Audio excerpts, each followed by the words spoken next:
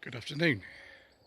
Today is the 30th of December and it's time for the 12,000 mile ownership report on this 2019 SsangYong Tivoli 1.6 EXGI Ultimate Manual. We've done ourselves about 6,000 miles of this car now. It was on I think 6,100 when we got it, and it's now on 12,700. Bought it in July from Platinum SsangYong in Frome. It's not very clean today, unfortunately, because I just went to the car wash to have it done for the filming and they were shut because we're in Tier 4 here in Eastleigh. So I just pulled up by the side of the road in this nice quiet part of Chandler's Hall, which is just next to Eastleigh, so we can have a look at the car. This is the pre-facelift Tivoli. You would have seen this car at the about sort of 9,000 mile or so report we did the car back in October, and also the Tree Jacket reviews that we did in August. The Ultimate was, by the name, the top of the range car in 2019. It still is. The car has been facelifted since. It's got 18-inch alloy wheels of these enormous sort of diamond cut bits on them as well, and two-tone with low-profile tyres. The ride is a little bit firm in this one. The post-facelift cars do look a bit different, and the ride is a bit softer.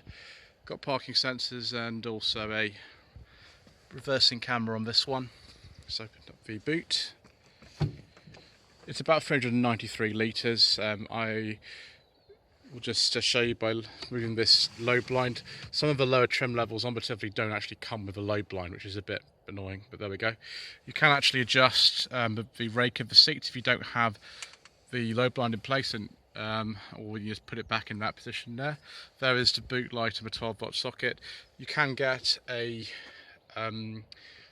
adjustable boot floor for this car. We don't have it in this one, and to be honest, I don't really need it. The space at 393 litres seems generous on paper, but I found it to be a little bit on the small side in comparison to my previous car.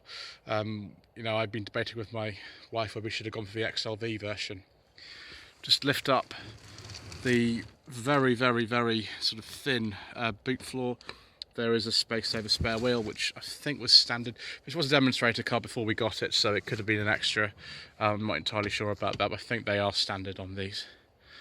I don't like the look of this car. There's the handle for closing the boot. That's quite handy. Those facelift ones are a little bit less adorned, and I just prefer the look of this pre-facelift one.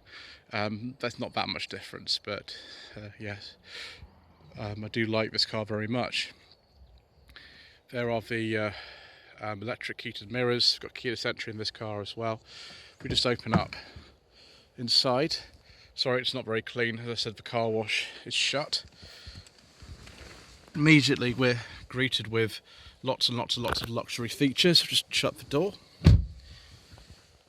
Got things like hill descent control, but I've never used. This is a front wheel drive Tivoli, and I don't think it's ever going to go off-road, particularly with those low profile tyres and the large diamond cut alloy wheels on it. We've got a heated steering wheel. We've got 3 modes for the steering, but I'll show you when I turn the car on, and lane keeping assistance, full of steering wheel controls, a leather trimmed wheel. Personally, I would have preferred one of these with the dandy blue exterior paintwork and the beige leather interior, but we bought this car second hand at about 10 months old and 6,000 miles, and there's just one available. It's a 6-speed manual gearbox in this car, and in this particular trim they're quite rare, so we had to get what we could find, and silver's quite nice. Of course, automatic lights and automatic wipers. There's the start button. So if I just switch her on, hopefully we won't get too much music. I'll mute it as quickly as I can. It does take a while to sort of start. Whilst it's doing that, I'll turn that right down. Don't want any copyright infringement on the channel. Because it's a pre-facelift car, we have this very distinctive central display for the heating and ventilation controls. I find this personally perfectly easy to use, but a lot of people said it's a not as easy as the post facelift ones. You know, obviously your mileage may vary. This, I believe, is a 7-inch touchscreen. We do have TomTom SatNav, which takes a long time to load, so we'll just go over some of the other controls whilst it does. These are the heated seats. This car doesn't actually have stop-start. It is a 2019 car, and so it has Android Auto and Apple CarPlay, but no stop-start, and also no ventilated seats or electric seat adjustment. Personally, though, I prefer Android Auto and Apple CarPlay to, you know, electric seats and ventilated seats and things. You have different types of mood lighting on the instruments, which just show you the variable weight steering whilst we're here. I always have it in sport. Even in sport, the steering is far too light for me, personally, but there we go. So we've got Bluetooth connected here. We can do that as well. We can go on to the music, John Furlow, which I'm going to turn down, so I don't want any copyright infringement. So if we go into the central screen, but just pause here for a second, you can actually have satellite navigation on this side and other things like you know, what music you listen to on the other. I'll just turn the car off because I don't need the engine running at the moment, although it's nice and warm. I do like heated steering wheel, heated seats when it's cold. It's, you know, it's 30th of December after all. So the main menu, you can see all the things you do. You've got Bluetooth, Android Auto, Apple CarPlay grayed out because I don't have my cable with me at the moment, but it does work. The navigation probably take an age to come up. Actually, it's all loaded up, so it's fine. It's not the best in comparison with just Android Auto or Apple CarPlay, but it is still a decent system as far as they go. Most Tivoli owners choose to use Android Auto, Apple CarPlay. There is the famous rifle holder that I referred to in Tree Jacket reviews. Still don't know really what it's for apart from that. Massive, massive, massive glove box. You'd lose the manual in there quite easily. Very comfortable driving position. The steering will adjust for reach and rake. Not all Tivolis have reach and rake adjustment. This one does.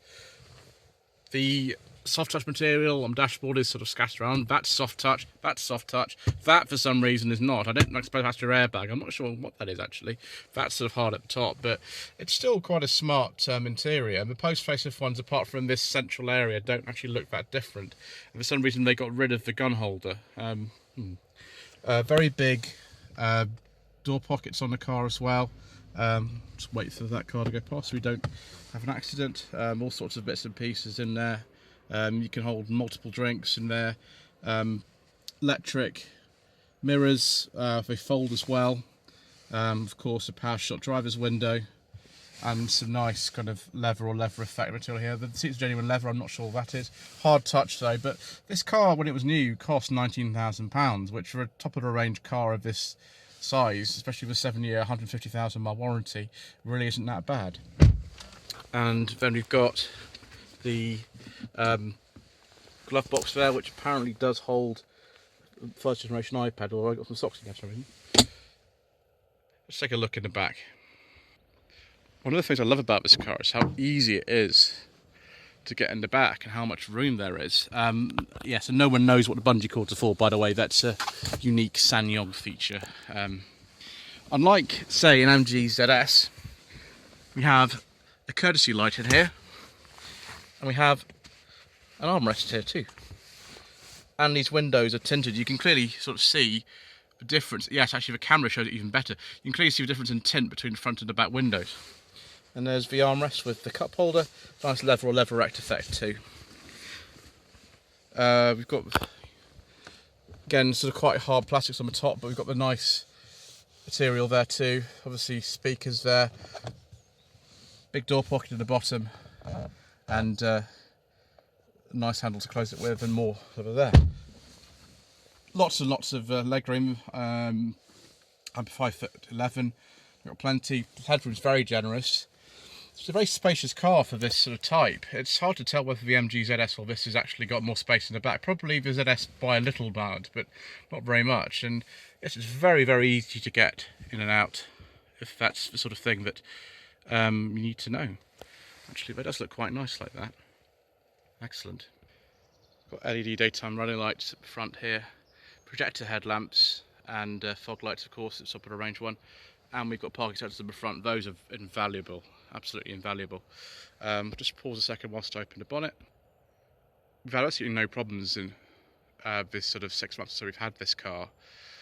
and all I've done is top the coolant up slightly. Massive sort of engine bay in here. The 1.6 engine, which is normally aspirated in this car with 128 horsepower, is completely sort of lost in here. There's so much room for things, and you know, down there's the gearbox and everything you can see. One weird thing about this car, it's got an inverted oil filter, so when you start it up from cold, it actually does make a bit of a rattling noise, and Mr. Coleman, my mechanic, is a bit concerned about that. But you know, the car still got, gosh, 5.5 years of warranty left on it, so that shouldn't really be a problem. Yes, everything else is very easy to sort of get to, and you know, it's a big old bonnet. It's, you know, not as big as a Range Rover, but it's not far off. We've done absolutely nothing to this car in the time we've owned it, and you know, over 6,500 miles it is really we've had it, because there's been nothing to do. It's been perfectly reliable, which is fantastic. As you would have seen from my video, which I did earlier on this week, SsangYong are in the equivalent of receivership in Korea, which is slightly different. It's not exactly the same, but a lot of the news outlets are calling it that. And so there is a bit of a question mark over the future of the brand at the moment. But the SsangYong UK head has actually said that, you know, all warranties will be honoured. The business at the moment is not affected, and we do believe that SsangYong will come out of the trouble that they're currently in. Obviously you can look more information up about that in other sources, but personally we love this car. It's been brilliant. 42 miles per gallon is what I get on average in it. As I said, there's nothing needed doing to it at all in the time we've owned it. I've done a 309-mile journey in this car on one day, and it was absolutely brilliant. The seats were so comfortable. Anyway, please don't forget to subscribe to the channel if you haven't already done so. Please don't forget to like this video and to leave a comment below. If you wish to be notified of all reviews, please do click the notification bell and turn notifications on, because some people do say they sometimes miss the videos. And yes, we might see the car as well on Instagram sometimes. I do have an Instagram page as well for Lord Vehicle Consulting, and a Facebook page. And just reminds me to say thank you ever so much indeed for watching. And if you wish to see another walk around of this car, then you can look on the Walls Wheels YouTube channel, where Jake recently did one as well. Thank you.